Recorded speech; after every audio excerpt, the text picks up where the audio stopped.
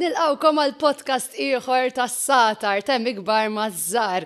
Illum għandna 4 studenti ġodda li ġejjin mill-iskola primarja ta' Ħalkirkop. U fil-podcast tal-lum ħankun qed niddiskutu daqsxejn it-tema tal-medja. Il-medja soċjali, il-medja tradizzjonali, il-medja diġitali, insomma, il-medja huwa suġġett vast ħafna. Imma nippruvaw nifhmu daqsxejn x'inhu, x'effetti ħalli, forsi x'inhu l-konsegwenzi tiegħu, x'inhu l-pożittiv tiegħu, il-vantaġġi, żvantaġġi. Mela l-ewwel nett għandna magħna lil Eliza, mhux hekk, il-Mireja, lil Alaja u lil Aisha. Insomma, bla, l-importanti kollha jispiċċaw bla, kollha girls żgur, m'għandix dubju. L-uniku boy li kellna wieħed s'issa kemm il-podcast għamilna boy wieħed kellna xejn overload ta' tfajliet. Jien jisimni Eliza De Battista. Jien jisimni Mireja Abdilla, għandi 11 sena. Hello, jien jisimni Alaja Grek. Jiena jisimni Aisha Lanzot. Għandi 11 sena. Noqgħod Ħalkirkop, ġejja mill-iskola San Benedittu Primarja Kirkop. L-iskola tiegħi jisimha San Benedittu Primarja Kirkop. Jiena nħobb nagħmel l-athletics, jiena nħobb il-bilġi, nħobb nagħmel ġimnastika. U fis-sajf nħobb nagħum. Il-passatemp li nħobb nagħmel huwa li fis-sajf nħobb nagħum, nħobb impinġi u naqra. Wkoll nħobb nagħum xi kultant. Is-suġġett favorit tiegħi huwa l-Ingliż u s-suġġett favorit tiegħi huwa x-xjenza. Is-suġġett favorit tiegħi huwa l-Ingliż. Jiena ġejt hawnhekk f'dan il-podcast sabiħ ħafna biex nitkellem dwar il-medja. Jiena ġejt f'dan il-podcast sabiħ u tal-gost biex niddiskuti u nagħti l-opinjoni tiegħi fuq il-medja. Ġejt fuq dan il-podcast biex għax qatt ma ġejt fuq podcast u biex nitkellem fuq il-medja. U ġejt hawnhekk biex nitkellem dwar il-medja. Il-medja, l-ewwel nett meta nistaqsikom medja x'tifhmu biha? Tifhem biha li huwa teknoloġija, affarijiet li tuża ħafna, li qed jintużaw ħafna llum. Għax qabel ma tantx jintużaw, ma kienx għadu ivvintat. Imma issa iktar li mexin iktar fis-sena hekk vera avvanzati. Ejwa, iktar ħajużaw għan-nies. All right, taqblu intom. Per eżempju, jekk ngħidilkom il-gazzetti. Ilhom jeżistu l-gazzetti? Ħafna. U l-gazzetti taħsbu li huma medja? Tradizzjonali. Il-gazzetti huma medja wkoll. Hekk huwa. Huwa medja xi ħaġa li qed twassalilna, pereżempju f'dak il-każ ta' gazzetti huma aħbarijiet. Ġifieri qed li forsi il-medja aktar bdiet tintuża reċenti, fil-verità il-medja hija li tintuża. Il-medja forsi iktar diġitali, x'għad qali tradizzjonali inti qed li. Il-medja diġitali forsi iktar fi żmien reċenti bdejna nżagħu veru ma' gazzetti wkoll huwa mezz ta' medja. Mhux hekk. Però illum imxejna għal mezzi oħrajn intom pereżempju, x'mezzi ta' medja tużaw? Mobile, computer, television. Ħafna affarijiet li vintaw. Il-tablets, eżatt. U x'issegwu fuqhom? Pereżempju. Video, TikTok, Facebook, YouTube, Instagram. Eżatt, ħafna apps differenti, taraw videos, imma eżempju intom taraw aħbarijiet. Iva nara. Iva le, stenna, inti tara? Iva. Tara aħbarijiet, fej tarom l-aħbarijiet inti? Fuq television. Fuq television, inti fej tarom? Fuq television. Fuq television, tarom mal-ġenituri, għawek, tarawhom. Imma segwu ġili aħbarijiet forsi iktar online? Per eżempju ġili tinsertaw? Ija. Eżempju fuq Facebook. Ma tantx nuża Facebook. Ma tantx nuża. Xi kultant. L-emmolaw ikun hemm xi ħaġa. Ikun hemm xi ħaġa, eżatt, xi aħbar, xi ma tgħidli? Per eżempju, aħna naraw eżatt aħbarijiet mhux bil-forsi, qabel konna ħadd aħbarijiet jew fuq gazzetti jew fuq television konna naraw, mhux hekk, illum l-aħbarijiet kważi iktar sinna nkunu nafuhom forsi minn social media jew postijiet hekk, hux veru. Però qed nitkellmu fuq social media. X'taħsbu li huma L-affarijiet pożittivi u negattivi, ngħidu ta' social media. L-affarijiet pożittivi huma li jista' jgħinek fil-homework tal-iskola, tisserċja xi affarijiet. U il-negattivi huma li toqgħod ħafna sigħat fuq il-mobile u mhux tajjeb għal għajnejk. U mhux tajjeb għal għajnejk, okej, waħda minnhom għalfejn mhux tajjeb, x'iktar. U kol eżempju il-pozittivi u kol eżempju ikun weġġa xi ħadd eżempju il-bandli. U jekk ma jkollokx mobile ma tkunx tista' ċempel lil xi ħadd jew l-ambulanza, imma bl-għajnuna tal-mobile tista' ċempel l-ambulanza. U negattiv kif qalet Alara weġġalek għajnejk u tkun qed taħli l-kien mal-familja, eżempju ikun hemm xi ħabiba tajjeb ejja nilagħbu flimkien u tgħidilha lejha tant ħanlesti dil-logħba. Eżempju, all right, intom qed issemmu mobile forsi, nsemmejtu l-pożittività ta' mobile iktar mill ta' social media as such, pero dan punt tajjeb ħafna li tkun fuq mejda, tkun mal-familja, ġieli kontu f'post, per eżempju, u tkun bil-qiegħda hekk kulħadd fuq il-mobile. Iva. Ġieli. Mhux daqshekk? You're lucky. Għax għandi l-familja tiegħi ma nħobbuhomx il-mobile. Veru? Nkunu qegħdin nieklu mobile xejn. Xejn. Fair enough. Dik ġieli. Ġieli tagħmluha. Ġieli. U taqblu magħha? Le. Le. Le lanqas. Għaliex? Tkun tridu? Għaliex ilma l-iktar? Għaliex tużaħ? Ma nafx. Għaliex tkun tridu hemm il-mobile, jittajt ma taqbilx. Jiena ġieli. Jien ġieli, per eżempju, eżaċċjonet jaqilbu li kell nasal f'biċċa vera interessanti. Bat jgħidilna qed fil-mobiles jew tablet ħanniklu. Nkun nara xi video jew hekk. Xi video. Ġeja xi biċċa jisu the secret is about to come out u jgħidu it full-mobile. Jiena ġew ġieli noqgħod nibgħat lill-bib jew inkella jew nara xi biċċa YouTube fuq darmer u mbagħad jgħidli itfi dak il-mobile. Ġurra taqblux maħħadi li fuq il-mejda tal-ikel. Le? Ma naf, inti taqbel. Ma tantx naqbel. Xorta ma tantx taqbel?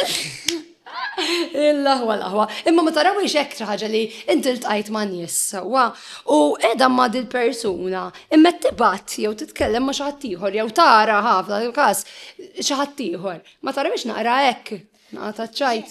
Jekk inkunu qegħdin mejda vera kbira ma nużax il-mobile għax inkella tkun qed ma tkunx qed Familja kollha mbagħad mobile ninsih.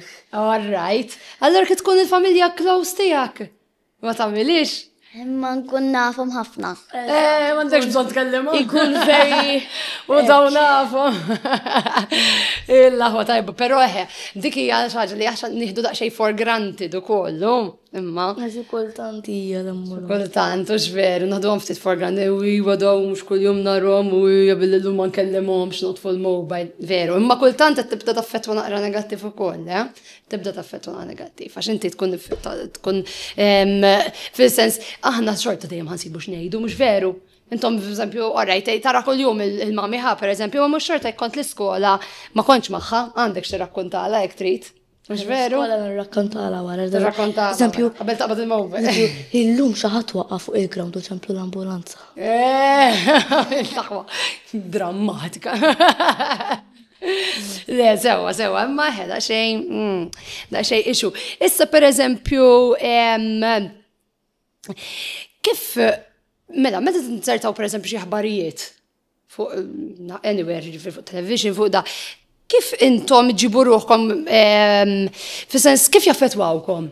L-ħabarijiet, per eżempju, ħabarijiet forsi xejn negattivi, għawek. Isu il-negattiv jista' jkun eżempju fuq Facebook l-iktar ikun xi fake news. Bist li fuq punti ieħor inti U ek, dak jista' jaffettwa ħafna, għax jista' jaqbdek l-inkwiet, ħafna inkwiet. Jaqbdek l-ingwiet. Jista' jġik naqra problemi fil-ġisem. All right. Ġili tara xi fake news, mbagħad eżempju tibda li tħassarhom, mbagħad ma jkunx vera. So kun jisek qiegħda Xej, you put your feelings into them. Eżatt, all right, okay. Right, vera. mela xint kun qed tara l-iktar fuq Facebook, per eżempju, xi ħadd waqgħu weġġhom mbagħad joqogħdu jiġbdu ritratt u jitellaw fuq Facebook. Bħal per eżempju, ma nafx għadċenter tajtuhom, eżempju jitla lek ritratt ta' xi żewġ karozzi li jkunu ħabtu. U jkun vera jikraħek. U jtellaw wiċċhom. Jew tellaw wiċċhom, jew tellaw il-karozzi jkun miskin mitċaħat, per eżempju. U jtellaw ħmiet mejjet. Eżempju tara hekk, eżatt immaġna l-familja, eżempju diġà ħafna drabi jgħiduha, il-familja jaraw il-karozza vera mafġa hekk u jkun mitilhom per eżempju xi ħadd. Tkun violenza ftit żgħira, eżempju, jkun hemm xi tifel jew tifla ta' jisu xi sitt snin, u jkun ħdeħ ommu jew misieru jaraw Facebook. Jaraw hekk, u jaraw impressjonaruhu. hekk tkun violenza għax ma jkunx jista' suppost jara affarijiet f'dak l-età. Ekku, faċli impressjonaruhu. Però inti semmejtilna ħafna il-fake news. Issa, kif tista' allura inti? Għax din il-problema tal-fake news, orrajt, ver inti għattax ta' ħazin u għal xejn tkun għajt ħazin, imma jgħanejdu memx ta' tkun ġat. Imma kif tista' tagħmel differenza inti bej fake news u mwiex għax nasib dik il-problema. Il-profile tiegħu u tara jekkux il-user tara jekkux ta' veru. U ix veru. U eżempju tara. Per eżempju. Inti ma tgħidli. Mela per eżempju jgħidu the world is ending in 2 minutes. U da per eżempju tara meta batuħ xi per eżempju 1 hour ago, mela mhux veru. Bella mhux veru, U tittamel naqqa sens, eżempju, a unicorn just landed on Earth. Tittamel naqqa sens. Ma tek mhux ħatemnu. Forsi veru. Ġi id-dinosawru fuq Malta. Jista' jkun. Iżda jkun forsi jerġgħu jitwildu b'xi mod. Ja bil-Photoshop. Jiġi xi Di oħra. jiġi xi bajda u mbagħad Eżatt, tista' b'xi bajda u b'xi mod. Bit-3D print. Bil-Photoshop ukoll. Illum per eżempju, din iktar mela, illum per eżempju, mhux nidħol fuq din missa ħansemmuha, l-AI. L-intelligenza artificiali. Mbagħad xi ħadd eżempju jiena inkunet jinnaf inkunet hacker u mbagħad U mbagħad vera xejn. U ġellet in-nies, mhux veru. Illum veru ma tantx tista' ma nafx rajtuhom xi videos pereżempju lately jinnaf pereżempju il-Papa qed jitkellem u ma jkunx veru. U jgħid affarijiet li mhux vera jkun qalhom. Jew xatt jippostja xi ritratt u mbagħad like jużaw il-Photoshop biex jagħmlu xi hourglass. Daqsi. Il-laħwa fiex tħaltli, issa fiex tħaltli. Mela ħana jitkellmu fuq dik mela. Jekk per eżempju, naħseb l-iktar ħaġa, jina għal saqsejtkom kif taffetwa b'mod ħażin social media u hekk. Però naħseb l-iktar ħaġa, għax inti qed toqgħod fuq il-mobile tarra għajnejk, inti qed forsi tinkwieta u hekk. Però waħda mill-iktar affarijiet li naħseb taffetwa waħda din kollha tfajliet hawnhekk, so naħseb taffetwa iktar. Hija l-idea fake nista' ngħidilha ta' kif għandha tkun pereżempju mara. Eżempju id-dera. Id-dera. Kif taħsbu taffetwaw ruħkom? Taffetwa ħafna jisom tfajliet. Joru hekk. They can make people insecure, għan itkellmu fuq għajdli? Jisu jaffetwa ħafna tfajliet li qed jiżviluppaw fil-ġisem. Eżempju, tara l-waħda, buċċa vera sabiħ, xara vera nuklat, eżempju. Taġu tajt, jien kif edha mhux hekk. U mbagħad jagħmlu ħafna affarijiet li jaffettwa il-ġisem. Jew jirremettu Bina pencil. Mela, inti semmejt kelma tajba ħafna, insecure. Li nab tamilna insecure. Jiġifieri għalfej, għax għanna naraw din l-idea ta' tfajla perfetta, u veru, għax hemm idea ta' tfajla perfetta, għana konna nejdu l-Barbie effect qabel.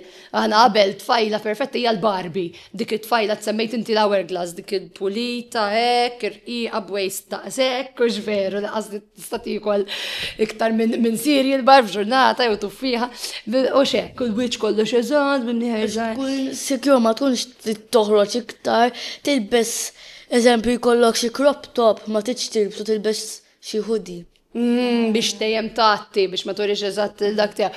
U kif iktar jaffettwawkom, inti tġibek insecure, x'iktar? Ġieli il-ħbib tiegħek huma jekk ma joġbokx, jew jgħidulek għax tkun skinny, jgħidulek kemm inti skinny, u mbagħad għax tkun ħaxna, jgħidulek kemm inti ħaxna. So, Tkunx taf jisus ħat għamel wara. just qatt ma tista' tkun tajba. Ma kif trid? Fil-verità, fin-nofs. Fil-verità qatt ma tista' toġob il-kulħadd. Sewa, dik dejjem, qatt ma tista' toġob il-kulħadd. Aw min joġbu tfajliet mibrumejn, min joġbu tfajliet irqa' ħafna. Ġifieri inti ma tistax għax jiena ma noġbux il dak għax irqiq, jew għax finni tifla. Fil-verità le, fil-verità forsi ma joġbuħx hekk. Forsi dejta xi minix irqiqa biżejjed, forsi ma joġbuħx irqaq fil-verità, ġifieri mhux dejjem dan. Però fuq il-fatt li speċi inti tarhom dik l-idea tipo ta' kif tidher, eċetera, eċetera. X'taħsbu li qed jagħmlu llum it-tfajliet, ngħidu tfajliet anke forsi ġovitur. Jew jirremettu biex ikunu irqa. Ħafna flus għal make-up. U fuq ħwejjeġ u fuq affarijiet li eżempju xida biex to tighten your waist, teħli ħafna flus fuq u forsi qasja ħadem. Ok, fuq cosmetic tight surgeries jew eżattament, xiktar. X'qed jagħmlu iktar. Inti semmejt ħaġa vera importanti u vera daqsxejn tal-biża fil-verità meta tgħid jirremettu, ġifieri jkollhom eating disorders ngħidulhom. Jew ma jiklux, jew ma jixorbux. Eżempju, jien mhux se nikol ħafna, mhux se nikol xejn illum għax nixtieq inkun bħal dik it-tfajla dik it-tfajla li rajt fuq l-internet illum. Huwa possibbli dejjem tkun bħal dik it-tfajla anke jekk ma tikolx. Le. Tittamel affarijiet li huma tajbin għalik eżempju exercise. Tikol healthy mhux ma tikol xejn. Ok. Kella ma jkollekx aptitu mbagħad tagħmel xejn. Plas aħna ġisimna kollha ma mhu l-istess. Le. Kompletament differenti. Ġifieri jien nista' ma nikolx, nista' noqgħod attenta kemm noqgħod attenta, ma nix ħankun bħal persuna Persuna forsi għandha il-frame tagħha huwa iżgħar minn tiegħi pereżempju, għask niġi rqiqa jew dabla dam jidher jiena ma nista' niġi bħala pereżempju, u veru. U x'taħsbu li qed jagħmlu iktar eżempju milux smajt xi ħadd għal xi ħaġa vera tal-biża'. Inti semmejt li daħlu l-waste. X'qed jagħmlu iktar it-tfajliet pereżempju jew Ma jmorru skola jew inkella jippruvaw ikunu sikk. Jew jagħmlu ħafna make-up fuq wiċċhom u jagħmilhom eżempju l-acne. All right, inti qed tgħid jagħmlu affarijiet li jagħmluhom ħażin Even more insecure ħabba l-acne. U żgur tiġi Xi infection ħabba But like jibqaw jagħmlu il-makeup to cover up the acne. But like ikollhom iktar u iktar. Oh, it gets worse and worse and worse. Mbagħad jkunu jridu jispiċċaw għand xi tabib jew l-isptar jekk tiġi jar. U jerġgħu jidħlu il-flus kif qed l-ewwel inti stess. Mhux veru. Per eżempju, milux smajt xi ħadd jgħid kienet vera tal-waħx. Li qed imorru ħafna tfajliet 16-year-olds hekk ġifieri għand eżempju plastic surgeon u jgħidulu jabdu ritratt tagħhom irranġat għax illum tafu kif nistgħu nirranġaw ir-ritratti u ġveru ħafna editing bil-filters, eżatt, u laqas Photoshop, qabel kien ikun hemm Photoshop u mhux kulħadd kien jaf jużah illum. Kulħadd jista' jniżel app u click of a button literally jġiblek wiċċek. Eżempju, Ibni, bimnieħer, Nirek, insomma, din l-ideja ta' kif għandha tkun tfajla, ġef naqġu ftej gbar, ġveru. Għalija, mux jġibuhom zbieħ, jġibuhom iktarar. Ġili, iva, speċjalment meta nkun esagġerati. U eżempju, ġili, tfal ikunu jridu ikunu bħal tifla oħra, tmur tagħmel xi plastic surgery, u mbagħad il-plastic surgery għas tiġi tajba. Eżatt. U jkollok naqar risk ma' ħajtek ukoll. Apparti tir-riskju ħajtek u żgur għandek flus, għandek riskju fiżiku ħajtek, riskju l-iktar mentali wkoll. Dik il-pension tal-parent. U żgur. Imma beħedek minn ikun għadu żgħir. Imma ġenti għandek ħajtek kollha tarak hekk u f'salt wieħed qed tara wiċċek differenti. Ma nafx kif teffettwak. U mbagħad forsi wara li tagħmel il-plastic surgery, il-ħabiba tagħha eżempju tgħidlek għala tiderek, taf kemm kont sabiħ ħabel, u mbagħad like tiġi iktar Tħossok naqa' guilty. guilty. Ġara xi xamletek aħjar ħallejtu. Da bħal meta ġili kun għaw tfajlit jamlu ħafna make-up, jiddu dakar kem kont taħjar minna make-up. Imma ħna lina ma naċċettawiex għax nkunu insecure, per eżempju. Li kont ħansemmilkom l-ewwel eħe. Li darba kellem da plastic surgery għalli qed imorru ħafna tfajlit għandu 15-16 year olds, ovvjament bil-permess naħseb tal-ġenituri, nisperaw. U jaqbdu ritratt tagħhom irranġat, bidaw bil-filter, jiddu jina rrit niġi ek. Per eżempju, ġibni ek. Ovvjament ikun irridu ċakkel l-mnieħar u insomma jirranġa xuftej u l-wiċ u cheekbones u kollox. Imma ġentom toqdu tmorru għax l-idea perfetta ta' kif tider inti. Mela inti ma tix tiġi bħal Eliza, per eżempju, ja mux nejdu tiġi bħal Eliza, imma tiġi mod, verżjoni iżbaħ tijak innifsek. Għax inti ma tistax tkun bħala, għax inti you're built different. You're built different, u xek. U kif edna l-ewel, inti bil-verità, mux kħat joġob, forsi persuna toġbu ħafna inti, u ma toġbux inti, persuna toġbu ħafna inti, u ma Sabija ħafna isu your way. Ekku.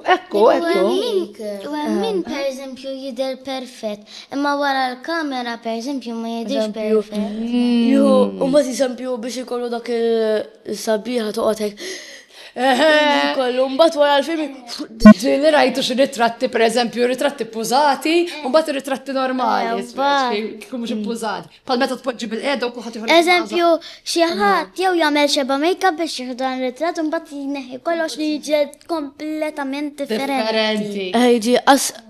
Għasi naraf. Jenaraf. Xi wieġek għax ma għax-xaru verekra. Jew jkollu xi parrokka. Jagħmel il-make-up u mbagħad jisu jilbes dik u hekk.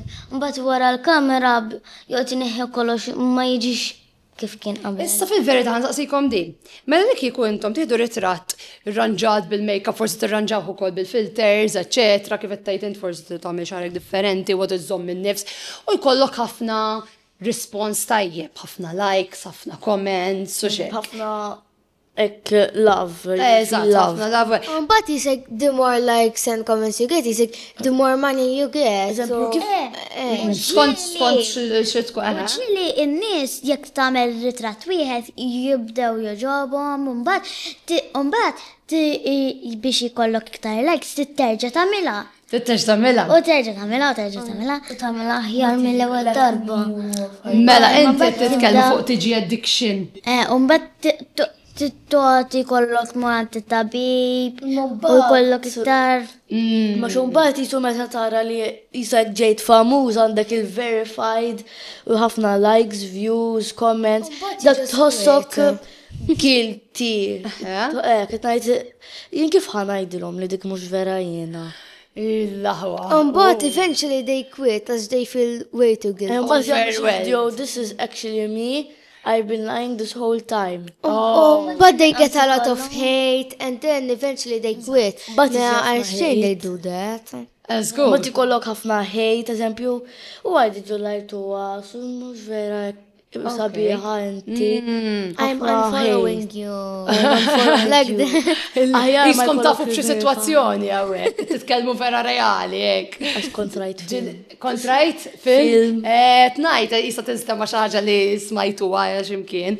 Pero, li kont ħanżaqsikom huwa, jekk intom titfaw il-ritrat kollu rranġat u xnafjenu għek, u taqlaw ħafna likes, fil-verita, ħatħossu, kom aħjar dwarkom infuskom jew le? Le, it's gonna make you feel worse. Għalix? Għaxek eżempju tagħmel il-Photoshop fuq ir-ritratt tiegħek, taħseb għallilek innifsek. Uff, għala ma nistax notek pal Photoshop. Umbat jagħmlu il-plastic surgery, umbat jistaw imutu bieħ il-plastic. Eżatt, għandek riski ħafna. Inti għed ħagġa tajba, għara li fejn ma nistax inkunek, għara kiku jena ek kem naqla likes, għara kem naqla kommenti sbieħ kiku jena niderek. Mela, miex ħagġa jek tħossok aħjar, għax il-likes mamluħiex fuqek direttament, fuq il-verżjoni li jinti u rejtom, mux veru? Imma mbagħad jifil guilty. Imma mbagħad jifil guilty, u mbagħad bħalma qalet Eliza, jgħidu, I did plastic surgery to myself, and this is how I looked before, mbagħad iġibu balla hate, mbagħad they quit. Jista jikbu, they can lie to their friends. Eżempju, jkun hemm xi waħda ġdida l-iskola u hekk tmur tajdla hello, xismek u hekk. U tajdlek, kemm inti sabiħa, int minn dejjem kontek u teħelna għaw tnajd x'ħana jdila tajt. Il-ħwa. Per eżempju, jkunu jidru ek sbieħu hekk u fil-verità ma jkunu sbieħ. Mbagħad il-dak li jkun li raħ, jkun ngħid per eżempju, kemm sabiħa dik kemm nixtieq nkun bħala kemm jieni nkun. U fil-verità, jistess tixtieq tkun kif qed tidher fir-ritratt. Tkun jealous. Tkun jealous u għal xejn ħasra fl drabi tkun jealous. Tipprova jealous of yourself. Laħwa, jealous of yourself, tajba di, vera tajba. Tkun tejra l-verżjoni li inti tixtieq tkun. Tajba. Nixtieq nkun hekk bħal kif għamilt il-editing. Kif għamilt il-Photoshop. Eżattament. Jew inkella tkun famuża, u mbagħad tkun bħal dik it-tifla, u mbagħad tkun isek jealous, u mbagħad biex mbagħad dik it-tifla ma ftidirxek fil-eżatt. Ħansaqsikom xi ħaġa oħra. ċensura tafu x'inhi intom? Censorship. Censored. Ma, ċensura xaġa censored. Inti meta, per eżempju, ikun hemm film u jgħidulhom ma tistax, per eżempju, titkellem ħażin f'dak il-film, mela inti qed toħloq qisu tip ta' barrier. Tajjeb, dik hija ċensura bażikament qed twaqqaf milli jintużaw jew jintwerew ċerti affarijiet. Femt, ċaġa tkun sensor, ġviri, inti ma tistax turi dak ekk u ekk fija, per eżempju. Eżempju, jkun hemm xi ħaġa mill-ġisem jisu qed jidher jagħmlu jisu Proset, per eżempju, jkun hemm partijiet fejn mhux suppost turi u jagħmluha sensor, ġifieri ma tistax tidher dik il-ħaġa. X'ħaġa ma tistax tidher, ma tistax tinstema' sewa jżommuk milli turija jew tissemma'. Sewa, per eżempju, fuq television nazzjonali ma tistax tgħid kliem ħażin, per eżempju. Dak hija ġifieri u kliem ħażin huwa iċċensurat. Ma tistax tgħidu. Jew eżempju, to make you more eżempju insecure, il-director jgħidlek, issa f'din il-biċċa għandna bżonn xi ħadd vera ikraħ. Mbagħad iżdur lejk, u mbagħad inti perfetta għal il-bicċa. Perfetta. tkun naqra Perfetta fl-ikraħ. Pero anyway, isma, da bħal atturi li intażlu għax jidru kif jidru. Per eżempju, kun mara fija mara. Jew jistgħu jagħmlu Nqambaċċa. naqra make-up.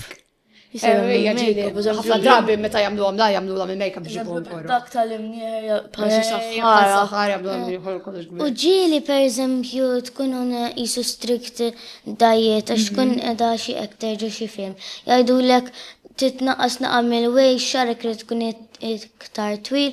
Jgħidlek per eżempju kull filgħodu bħala breakfast ħallat naqalem indus ma jisu xi chia seeds, mbagħad tittoqgħod tixorbu kull jum. Riċetta raħi hawnhekk, da riċetta. Tonqos dak bih ġifieri. Dak vera jonqos iċ-chia seeds. Tara għandek reklam. Għal-għada għandek bżon xarek blu, pitada aħmar. Ma dak imbagħad xogħol dak xogħol l-atturi u ħejja dak kondu taħlu. Eżempju, jekk tagħmel ħafna hair dye jisu it damages your hair.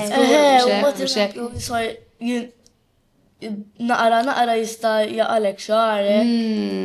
Imma dak dak xogħol il-kemikali jew hekk. Anke eżempju għal hair spray, jekk toqgħod tagħmlu kuljum naħseb jagħmel xi chemicals, u mbagħad jista' jinqalalek bil-chemicals. Eżattament. L-aħjar nżommu kollox naqa' naturali, nippruvaw nieħdu natural beauty. Imma kont nsemmilkom għax daqqa ta' jispiċċana l-ħin. Kont nsemmilkom pereżempju fuq iċ-ċensura. Intom taqblu li hemm affarijiet li m'għandhomx jintwerew, jintużaw, jinstemaw fuq il-medja in ġenerali, social media, television, anywhere. Jew tasbu jistgħu għandu jkun hemm kollox hekk għall-apertu. Ma jkun hemm ċertu affarijiet. Eżempju, bħal xiex. Kliem ħżiena, ritratti naqra maħmuġin. Okej. Ħafna affarijiet li jagħtu violenza tfal. Violenza. Għall-adulti wkoll ma jixtuqux jaraw ħabba eżempju xi reliġjon. All right, okay. Fej tajtil jekk hemm xi scenes hekk mhux għat-tfal, jgħidu eżempju 18+. Ġieli hekk jgħidu 18+, imma t-tfal xorta jkunu Xorta rawhom. Proset. Għax it-tfal jistaqsu lil-om, mami, nista' nara din il-film, mbagħad il-film jgħid 18+. Mbagħad eżempju it-tifla tkun ma nafx 9 snin jew xi 12. Anzi, inti tgħid jistaqsu l-għarek ma tistaqsix. Mbagħad ommhom tgħid u hija ara li trid. Jew eżempju, it-tifla ma tistaqsix għax tkun taf li ma ħatejt le. Taqbad xi computer, tablet jew mobile, tieħdu fil-kamerta u fuq Netflix u mbagħad tibda tara film. U nsaqsikom l-aħħar ħaġa. Allura intom għaliex taraw ħażina dik il-ħaġa ewwel net li hemm xi ħaġa pereżempju 18+ u intom qed tarawha. Iva u le. Għalfejn. Waħda, ibdew minn hawn xula. Għax kultant jiena narahom 13+ u 16+, imma narahom mommi. U eżempju violence, adventure u comedy. Dak imbagħad jekk ikun hemm xi xena naqra hekk, imbagħad indur. Kux il-majnija. Imma 13+ narahom mommi. Għax liktar jkun hemm xi kliem ħżiena. Għax 13 mhux bħal jew xi naqajsu dem. Mhux daqshekk Tarhom mal-ġenituri, all right. Mela, iwa u le. Iwa għax per eżempju nkun irid nara dak il-film. Għal-kurzità. U hekk. U le għax per eżempju mhux adattati għat-tfal. U hekk, per eżempju jien rajt film u ġobni ħafna, imma ma tajtx kasta 12 jew hekk. Tal-age, u suppost kien xi 16+ jew hekk jew ma tafx. Ma nafx. Ma tal-18+ Imma jisu cartoons kien. 21+. Probabbli okay, forsi. Mem 21+. Skont tgħidli. Jiena Iva u le.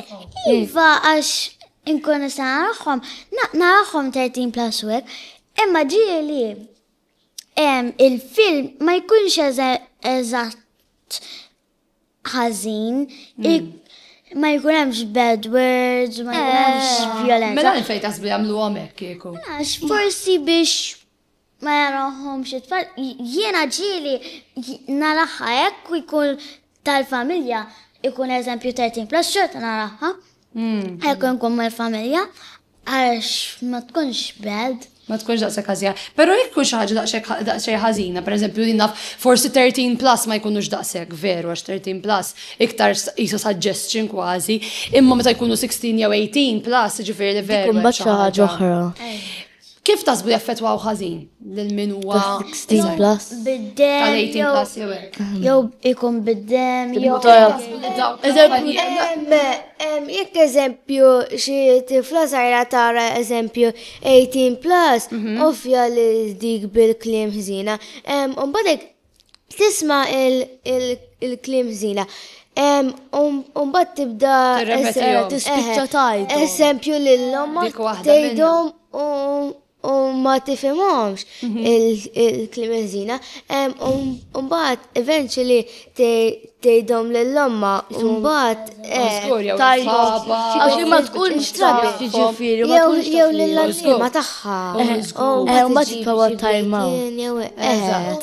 Ukoll pereżempju jkun hemm xi ħaġa vera ħażina u qishom jaffettwaw ruhom minna, pereżempju joqgħdu jagħmlu bħala. Jagħmlu bħala proset. Ġin miżu tkun għandek żgħira ħafna, tifla da żgħira jew tifla għadu żgħir. Ma jkunx jaf jaraf daqshekk it-tajjeb mill-ħażin, mhux veru? Jekk raġ ħadd jagħti daqqa ta' pon, pereżempju. Intom issa tafu li ħażin tagħti daqqa ta' pon, imma dik tifel żgħir ħafna. Jagħmel l-istess ħaġa. Jagħmel l-istess ħaġa milli ħlief Tifla jew tifel jara xi film fuq YouTube u jgħid let me cook some stuff. Mbagħad din it-tifla tmur fil-kamra tagħha u tgħid ara ħansa jena affari. Mbagħad omma tara xi film li tal-vjolenza. U tmiss lin-nar. U taqbad tagħti lill-omma jew tagħmel hekk. Ok, eżatt, jagħmlu jispiċċaw jagħmlu bħal dak li qed jaraw għax ma jkunux kapaċi jafu id-differenza. Għax eżempju jiena għandi oħti għadha tu. U eżempju ġieli raċċa ħaġa mommi għax i biex toqgħod fuq is-sufan u mommi tara l-film tal-kbar. Jien oħti nkunu ġo sodda. U mat xi ġieli jkun hemm eżempju naqa' film tal-isu ta' naqal ġlied, tapon. U xi kultant tiġi oħti ġo l-kamra. Taqbad tatini għal xejn. Għajjimni. Għax tkun rat il-film, naħseb. Mela, jien għadni hu gost ħafna nitkellem magħkom, imma nixtieq nistidem miegħi lil Brian Kirkop, għax se jkun qed jgħidilna ftit żgħira isa l-insight tiegħu fuq il-medja. Tajjeb? Ejja naraw x'għidilna Brian.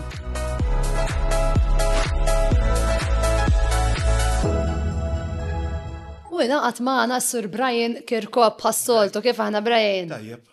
Tajjeb, x'taħseb Brian mid-diskussjoni? Rajna kif dawn l-istudenti qed jużaw il-medja u l-opinjonijiet tagħhom dwar il-medja. Il-medja jilem minn dejjem prattikament li fl-aħħar mill-aħħar qiegħda taqdi l-funzjoni ta' li lilna tina ċans nesprimu ruħna, nikkomunikaw ma' ħadd ieħor u naqsmu l-idejat tagħna ma' dawk ta' madwarna. Issa illum għandna s-social media. Meta kont żejrien kif ħan edu mod polit, laqqas il-computers kif nafuhom illum ma kellna, laqqas il-mobile, illum għandkom il-mobile. Għandkom prattikament għodda li tista' tgħinkom. Issiru tafu ħafna affarijiet mill-ewwel. Jekk kelli nsaqsikom, dal-għodu rajtuh il-mobile? Dal-għodu għadni lejna. Jien ftit kellna aktar kmieni mis-sol. Kemm niċċekkja l-ħin. Ftit kemm iċċekkjat il-ħin u das. U jekk ngħidilkom isma' tistgħu sa bħallum ġimgħa ma tużaw xejn la mobile, la tablet, la computer. Impossibbli. Aħna. Għax ikun eżempju xi kultant lemmu tlab xi nagħlogħba żgħira.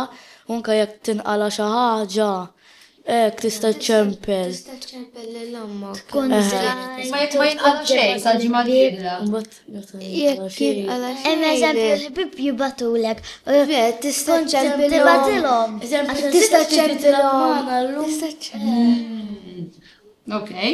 Interessanti, irridu noqogħdu attenti kemm nużaw il-mobile. Il-mobile għodda tajba. irridu nużawha b'mod tajjeb. Importanti li ħin minnhom semmejna meta nkunu qegħdin niklu.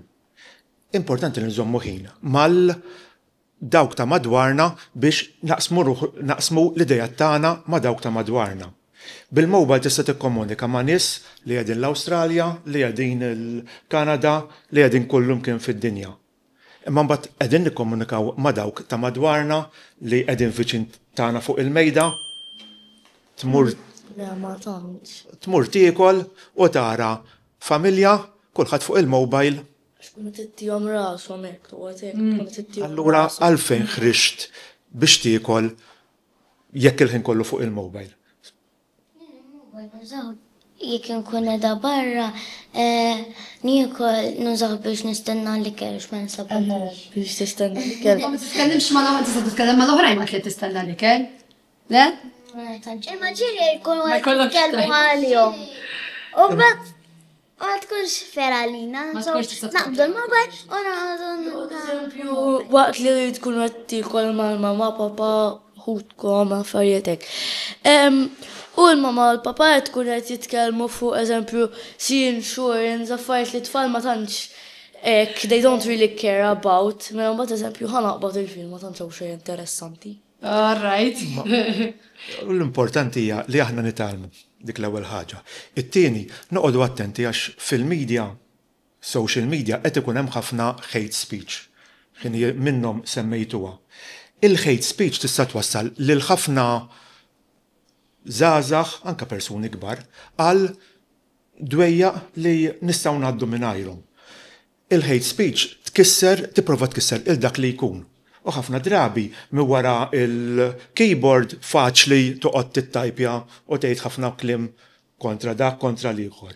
U biex kien tiġi faċċa face to face ma tgħidhomx għalfejn. Da eżempju fil-computer jisu tista' ma tiddirx u jisu tista' tmur tistaħba mill-computer x'ħatajt. U eżempju, meta tkun face to face, ma tant tista' tagħmel ħafna xejn. Tkun għajder tistħiju taqbad xi ġlieda jekk tajda, tista' tkun tiġi naqra hekk naqab tagħti blidej. Morna. Allura importanti nagħtu każ għal feelings ta' ħaddieħor. Kemm jekk qegħdin flimkien fiżikament, kemm jekk qegħdin fuq il-medja. Importanti wkoll noqogħdu attenti għal body image. Il-body image taffettwa lil girls u lil boys b'modi differenti imma prattikament l-istess. Jien nixtieq intawwal xahri, imma hemm ċertu affarijiet li nista' nagħmel u ċertu affarijiet li huma naqra aktar diffiċli. Kultant bil-body image noqogħdu ngħidu għax dik ħoxna, għax dik irqiqa, għax dak twil, għax dak qasir, għax dak mhux muskulus. U dawn l-affarijiet kollha. U ma napprezzawx li kulħadd hu sabiħ, ħin minnhom xi ħadd qala. Sabiħ in his own way, sabiħ bil-mod tiegħu.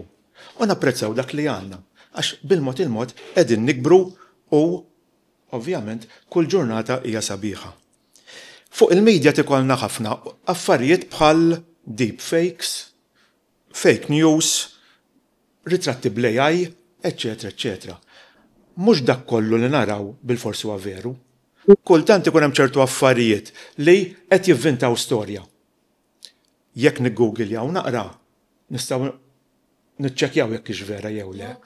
Fuq l-aħbarijiet, jisu fil-recent news. Portals li huma aktar affidabbli u Xanka Twitter. U għallajnuna. Eżatt. Mela pereżempju ċuċata żejra jgħidu aħbar li weġġa xi ħadd. Mbagħad tidħol fuq in-news portal ta' Malta il-kbar u ħadd ma semma xejn.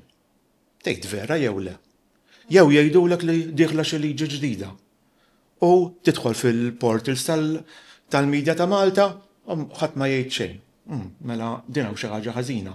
Jew itellgħu ritratt, iċċekkja naqra bir-ritratt, fittex bil-Google ir-ritratt ħatarek hux veru jew le, jew ħaduhx minn x'imkien ieħor. Importanti, ma nibilawx aħbarijiet folots, għax kultant l-aħbarijiet folots ħajamlu l-naħsara. Biex nagħlaq kull ma nixtieq ngħidilkom hija din. Il-medja qegħdin hawnhekk u ħaj sakemm taslu tal-età tagħna min jaf kif se jinbidlu. Importanti nużawhom sew u naħsbu. Il-ħin kollu nsaqsu, mhux nibilgħu dak kollu li jgħidulna. Minn meta bdejt nuża l-medja u bħala social media, l-eqreb ta' social media kien hemm l-MIRC u affarijiet bħal dawn, xi darba fittxuhom araw kif kienu. Allum li l-internet fuq il-mobile, il-ħin kollu għandi l-internet, araw x'qabża għamlu. Fejn biex nfittex naqra informazzjoni rrid immur fuq l-encyclopedia li kienet ilha li ħarġet ħafna snin. Allum li nista' nfittex bil-Google u b'ħafna affarijiet oħrajn u nsibhom mill-ewwel, araw x'differenzi hemm. Importanti li nitalmu nużawha l-medja, nużawha għal ġittana biex aħna inkomplu nikbru aktar il-qoddim. Ekku. Grazzi ħafna, Brian. X'taħsbu li żidu xi ħaġa? Għettu bizzejiet. Edna kelmtejn. L-għedi kif, ma ntanx nista' konkludi aħjar mill-li għal-Brian ġbir dejjem iridu noqdu attenti x'nemnu, x'ma nemnux, x'nafdaw il-min nafdaw, x'hekk fuq il-medja, u dejjem naħsbu darbtej fuq kull ħaġa li naraw. Dil-persuna tiderek imma mhux neċessarjament bil-fors veru tiderek. Dil-persuna tgħid li bda li qed tieħu qed tonqos jew li bda li qed tagħmel qed tiġi aħsibha dejjem darbtej, kemmi possibbli. Ir-riċerka, dejjem riċerka hija xi ħaġa tajba ħafna. Ġifieri jekk m'hemm xejn tajjeb fil-medja hemm li tista' tagħmel riċerka. Riċerka ġifieri dejjem tikkonferma kif qed jgħid Brian kull ħaġa li tara. Ma jekk inti rajt news hawnhekk fuq dal-port partikolari, iċċekkja ma x'imkien ieħor. Jekk tara darba tnejn tlieta hemm imnej tkun iktar veru jew tkun f'port iktar kif established. Sewa ġifieri tkunu tafuhom li huma. Insomma, aħna bħala grazzi tal-li kontu ma nagħtukom dan il-ktieb, dan il-ktieb ta' Trevor Zara jismu Paroli. Għandu numru ta' poeżiji veru vera ħelwin, ġifieri insomma mill-moħħ ta' Trevor nistgħu nimmaġinaw kemm huma sbieħ antikom wieħed kull wieħed ta' Pala grazzi ħafna tal-li kontu maħna, grazzi u koll li teacher, l-Miss Lorna li ġabitkom, għawnek illum, grazzi.